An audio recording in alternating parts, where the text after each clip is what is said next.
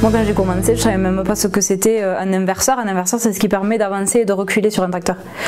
Je savais même pas ce que c'était un inverseur, quoi. Donc c'était vraiment la cata hein, quand j'ai embauché. Celui qui m'a embauché, il était fou sans doute hein, parce que. Mais bon, en 6 mois, je savais ce que c'était les prix de marché, je savais ce que c'était chaque type de tracteur, les modèles, les marques, ce qui marchait pas. Après, c'est vrai qu'une fois qu'on est passionné.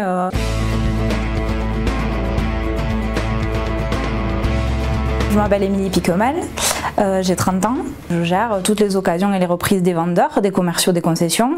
Et ensuite, je gère aussi une partie négoce, donc c'est-à-dire acheter à l'extérieur, faire des échanges avec les concessionnaires et après les revendre sur toute la France et à l'export.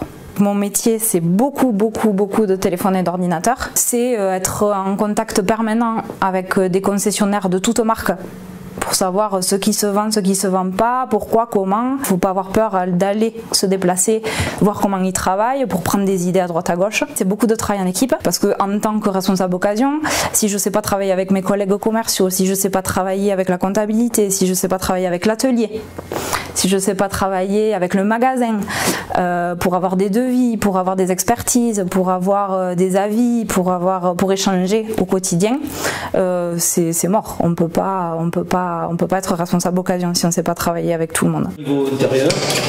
Quand un tracteur arrive, il y a une expertise qui est faite par les mécaniciens. Tous les tracteurs ne sont pas forcément destinés au marché local, donc ça peut partir sur le marché national, ça peut partir à l'export. On travaille avec beaucoup de pays européens, donc on peut se retrouver à parler anglais, espagnol pour négocier. Et ça aussi, c'est une partie hyper intéressante, quoi. Il faut être un caméléon, savoir s'adapter, parce que quand on a des Roumains, on ne travaille pas de la même façon que quand on a un agriculteur de la Beauce ou quand on a un éleveur des Pyrénées. En termes de scolarité, je ne pense pas qu'on puisse définir un profil particulier, parce que j'ai des collègues qui ont des bacs et qui sont à des postes à responsabilité, j'en ai d'autres qui ont des BTS qui sont à des postes à responsabilité.